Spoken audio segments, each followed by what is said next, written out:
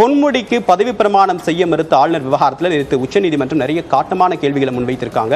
இதை பற்றி நம்முடன் பேசுவதற்காக இணைகிறார் சிறப்பு விருந்தினர் பகுதியில் திமுக எம்பி திரு என்.ஆர். இளங்கோ அவர்கள். வரவேற்கலாம் சார். வணக்கம்.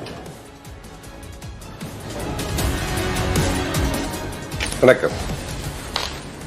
பொன்முடி பதவி பிரமாணம் செய்ய முடியாது, அவருக்கு பதவி பிரமாணம் செய்வது ஒரு ஜனநாயக ஒரு அரசியலமைப்பு சட்டத்துடைய விழுமியங்களுக்கு எதிரானது அப்படின்னு சொல்லிட்டு ஆளுநர் கடிதம் எழுதி அதற்கு மறுப்பு தெரிவித்தார். நேற்று உச்சநீதிமன்றம் ஆளுநருக்கு கடுமையான கெடுவும் விதிச்சிருக்காங்க, கண்டனத்தையும் பதிவு பண்ணியிருக்காங்க.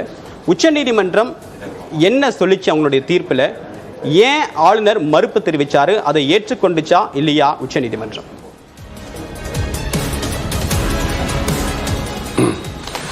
அதாவது மாண்புமிகு திரு பொன்முடி அவர்களை விசாரணை நீதிமன்றம் விடுதலை செய்தார்கள். அவர் மீது சாட்டப்பட்ட குற்றச்சாட்டுகள் நிரூபிக்கப்படவில்லை என்று விடுதலை செய்தார்கள். அந்த விடுதலை எதிர்த்து மேல்முறையீட்டு மனு அப்போதைய அண்ணா திராவிட முன்னேற்ற கழக அரசு தாக்கல் செய்திருந்தார்கள். அந்த வழக்கு விசாரணை எடுத்துக்கொண்ட போது, மேல்முறையீட்டு விசாரணை எடுத்துக்கொண்ட போது திரு பொன்முடி அவர்கள் தமிழக அமைச்சரவையில் அமைச்சராக இருந்தார். அந்த வழக்கு தீர்ப்பு அவருக்கு பாதகமாக வழங்கப்பட்டு அவருக்கு 3 ஆண்டு தண்டனை வழங்கினார்கள். எனவே மக்கள் பிரதிநிதித்துவ சட்டம் 1951 கீழ் அவர் பதவி இழந்தவராக கருதப்பட்டார். எனவே அவருடைய அமைச்சர் பதவியும் சட்டமன்ற உறுப்பினர் பதவியும் இல்லை என்ற நிலை ஏற்பட்டது.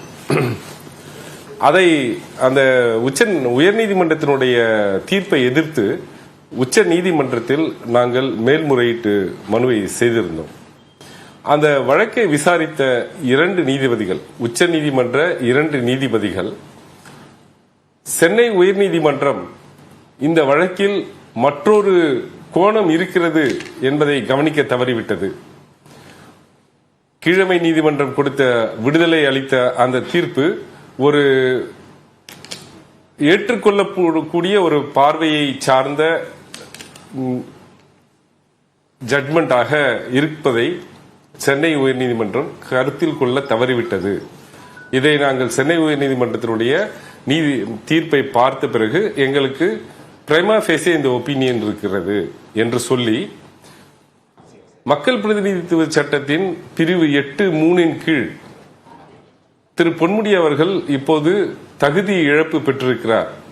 ஒருவேளை உச்சநீதிமன்றம் பின்னொரு நாளில் அவரை விடுதலை செய்துவிட்டால் அவருக்கு ஏற்பட்ட இந்த தீங்கு யாராலும் சரி செய்ய முடியாததாக இருக்கும். எனவே அவருக்கு விதித்த சிறை தண்டனையை மட்டுமல்லாது அவர் குற்றவாளி என்று தீர்ப்பளித்த கன்விக்ஷன் என்று சொல்வார்கள், அவர் குற்றவாளி என்று தீர்ப்பளித்த அந்த பகுதிக்கும் நாங்கள் தடை உத்தரவு விதிக்கிறோம் என்று சொல்லிவிட்டார்கள். அந்த உத்தரவை உச்சநீதிமன்றம் பிறப்பித்த அந்த நொடி முதல் திரு பொன்முடி மீதான தகுதி இழப்பு என்ற நிலை போய்விடுகிறது. அவருடைய டிஸ்குவாலிபிகேஷன் சட்ட ரீதியாக நிறுத்தி வைக்கப்பட்டுவிட்டது. அந்த நொடி முதல் அவர் சட்டமன்ற உறுப்பினராக மாறிவிட்டார்.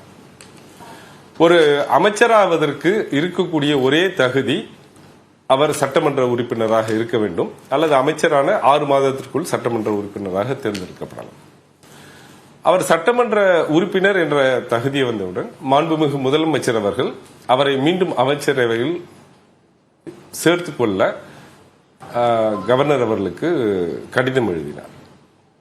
கவர்னர் அவர்கள் உச்ச நீதிமன்ற தீர்ப்பிற்கு மேலே ஒரு தீர்ப்பை கொடுக்கிறார். என்னவென்றால், அவர்கள் உச்சநீதிமன்றம் கன்விக்ஷனை ஸ்டே பண்ணிவிட்டது, ஆனால் இது மாரல் டர்பிட்யூட் சார்ந்த ஒரு விஷயம், அதனால நான் இவருக்கு அமைச்சராக பதவி பிரமாணம் செய்ய முடியாது என்று சொல்லுகிறார்.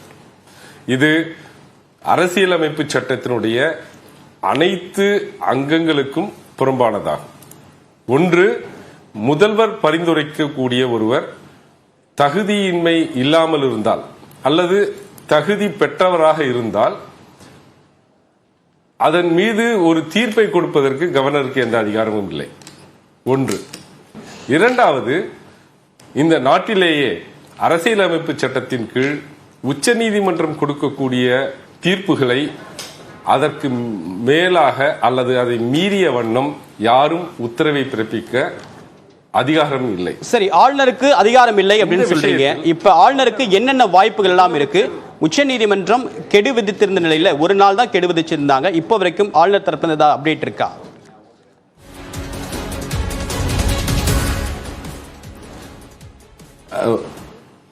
ஆளுநருக்கு என்னென்னலாம் வழிகள் இருக்குன்னா வேற வழியே இல்லை. உச்சநீதிமன்றம் அதை நேற்றைய தினம் தெளிவாக சொன்னார்கள். நாங்கள் ஒரு நாள் கால அவகாசம் தருகிறோம், அவர் அரசியலமைப்பு சட்டத்திற்கு உட்பட்டு நடவடிக்கை எடுப்பதற்காக, தான் செய்த சட்ட தவறுகளை திருத்திக் கொள்வதற்காக ஒரு நாள் அவகாசம் தருகிறோம், அல்ல என்றால் நாங்கள் உரிய உத்தரவுகளை பிறப்பிக்கிறோம் என்று சொல்லிவிட்டார்கள். எனவே ஆளுநர் அவர்கள் அரசியலமைப்பு சட்டத்திற்கு உட்பட்டு நடக்க வேண்டும் என்பதுதான் அதனுடைய பொருள். அரசியலமைப்பு சட்டத்திற்கு உட்பட்டு நடக்க வேண்டும் என்றால் திரு பொன்முடி அவர்களுக்கு பதவி பிரமாணத்தை செய்து வைக்க வேண்டும். சரி, இதே ஆளுநர் ஆர் என் ரவி விவகாரத்தில் மசோதாக்கள் நிலுவை, செந்தில் பாலாஜி வழக்கு, எழுவர் விடுதலை அப்படின்னு 3 தருணங்கள்ல ஆளுநருக்கு எதிரான நிலைப்பாட்டை கருத்தை மக்களால் தேர்ந்தெடுக்கப்பட்ட அரசு தான் பிரதானம் அப்படின்னு சொல்லியிருக்கு. வெறும் எச்சரிக்கையோட ஆளுநருக்கு உச்சநீதிமன்றம் இந்த அறிவுறுத்தலை கொடுக்குது. ஆனா தொடர்ந்து ஆளுநர் தன்னுடைய நிலைப்பாட்டிலிருந்து மாறுறதே இல்லை. சோ வேற என்னென்ன வாய்ப்புகள்லாம் உச்சநீதிமன்றத்துக்கு முன்பு இருக்கு? இப்ப ஆளுநர் மீது நடவடிக்கை எடுக்க முடியுமா உச்சநீதிமன்றத்தால?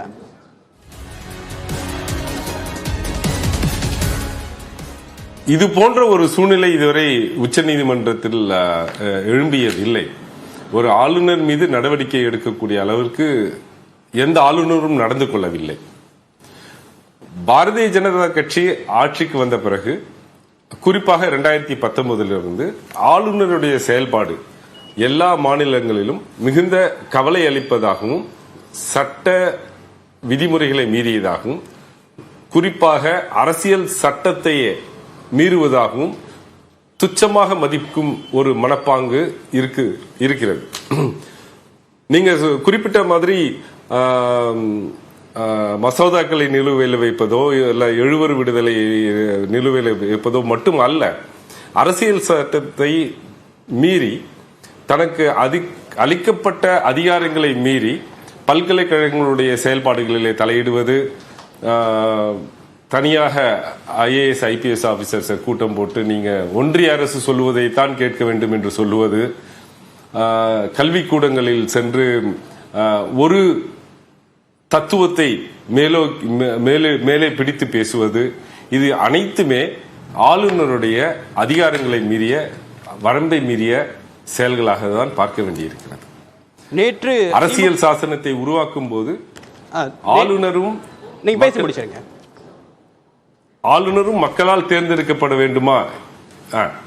சொல்லுங்க.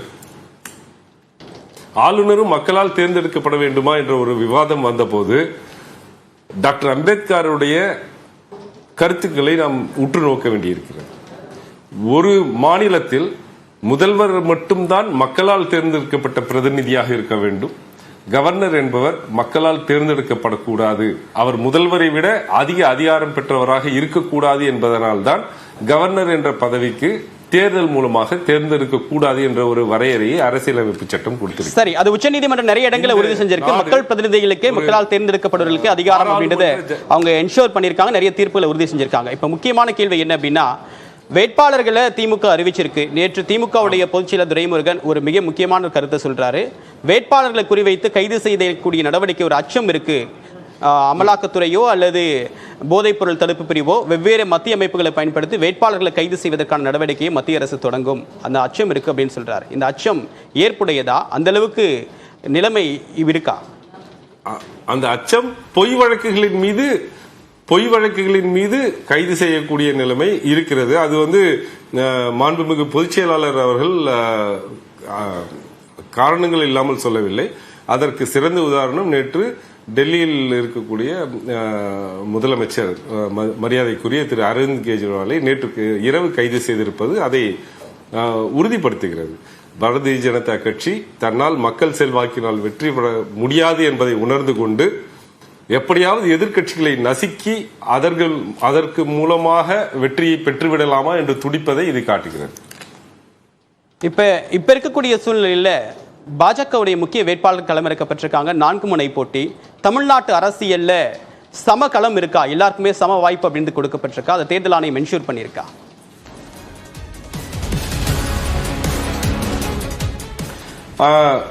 தேர்தல் ஆணையம் அதை என்ஷூர் பண்றேன் அப்படின்ட்டு சொல்லி தலைமை தேர்தல் அதிகாரி 16/3/2024 அன்று தேர்தலை குறித்த நோட்டிபிகேஷனை கொடுக்கும்போது சொன்னார்.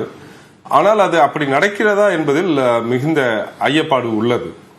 ஏனென்றால் மக்கள் பிரதிநிதித்துவ சட்டம் பிரிவு 123 உட்பிரிவு 3 கேபிட்டல் ஏல மதம் சார்ந்து யாரும் பிரச்சாரத்தை மேற்கொள்ளக்கூடாது எந்த வேட்பாளரும் அப்படின்னு சொல்றாங்க. மாடல் கோட் ஆஃப் கான்டக்ட் 2024ல 10(2)ல தெளிவா சொல்றாங்க, மதம் சார்ந்த அரசியல் மட்டுமல்லாம கரப்ட் பிராக்டிசஸ் எதையும் ஒரு கேண்டிடேட்டோ அல்லது பார்ட்டியோ செய்யக்கூடாதுன்னு சொல்றாங்க. ஆனா பாரதிய ஜனதா பார்ட்டி என்ன பண்றாங்க? மரியாதைக்குரிய திரு நிர்மலா சீதாராமன் அவர்கள் அந்த 16 மார்ச் அன்று மாலையில வந்து ஒரு மதம் சார்ந்து ஒரு அரசியல் பிரச்சாரத்தை, தேர்தல் பிரச்சாரத்தை பண்றாங்க. சேலம் பொதுக்கூட்டத்தில் மரியாதைக்குரிய பாரத பிரதமர் அவர்களும் அதே மாதிரி தான் மதத்தை சார்ந்து ஒரு பிரச்சாரத்தை செய்யறாங்க. அது மிகுந்த கவலை அளிப்பதாக இருக்கிறது. இதற்காக வந்து திராவிட முன்னேற்ற கழகத்தினுடைய சார்பில் அமைப்பு செயலாளர் அவர்கள் உரிய புகார்களை கொடுத்தோம். அதற்கான நடவடிக்கை இதுவரைக்கும் எடுக்கிறேன்னு சொல்லல. அது பாரபட்சமாக இருப்பதை தான் நாங்க உணர்கிறோம். ஆனால் தேர்தல் ஆணையம் விரைவில் அதற்கான உரிய அறிவுரைகளை பாரதிய ஜனதா பார்ட்டிக்கு சொல்லணும் அப்படிங்கறத நாங்க எதிர்பார்க்கிறோம். அப்பதான் ஒரு லெவல் பிளேயிங் ஃபீல்டு வரதா நாங்க எடுத்துக்கணும். தேசிய அளவில் 2 முதலமைச்சர்கள் கைது செய்யப்பட்டிருக்காங்க. நான் கைதுக்கு நடவடிக்கைக்குள்ளானாலும் தொடர்ந்து முதலமைச்சராக இருப்பேன் அரவிந்த் கெஜ்ரிவால் சொல்லியிருக்காரு. இது ஒரு அன்யூஷுவலான ட்ரெண்ட். இது 2G வழக்கில் மேல்முறையீட்டு மனுவை விசாரணைக்கு ஏற்பதா வேண்டாமா அப்படின்னு சொல்லிட்டு நீதிமன்றம் இன்னைக்கு தீர்ப்பு சொல்ல போகுது. ஏற்கனவே நிறைய கைது நடவடிக்கைகள், ஒரு முன்னாள் அமைச்சர் செந்தில் பாலாஜி கைது செய்யப்பட்டிருக்காரு. இந்த மாதிரியான தொடர் நெருக்கடிகள் ஒட்டுமொத்தமாக தேசத்தில் இருக்கிறதா காங்கிரஸ் கட்சி குற்றம் சாட்டுது. ஸோ இதை திமுகவுடைய லீகல் விங் எப்படி இது ஹேண்டில் பண்ண போறாங்க? தமிழ்நாட்டில் அது மாதிரியான நெருக்கடிகள் எந்த அளவுக்கு இருக்கு?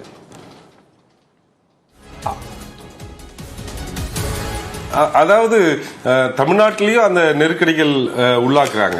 சொல்ல போனா நாங்க உயர்நீதிமன்றத்தில் ஒரு ரிட் மனு வந்து தமிழக அரசே தாக்கல் பண்ணியிருக்கு. என்ன அப்படின்னு சொன்னா, PMLA சட்டத்தின் கீழ் தனக்கு அதிகாரம் இல்லாத இடங்களில், மணல் குவாரிகளில்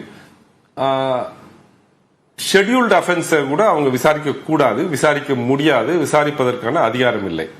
ஆனால் என்ஃபோர்ஸ்மெண்ட் டைரக்டரேட் வந்து அந்த இடத்துல வந்து நாங்க விசாரணை செய்வோம்னு வராங்க.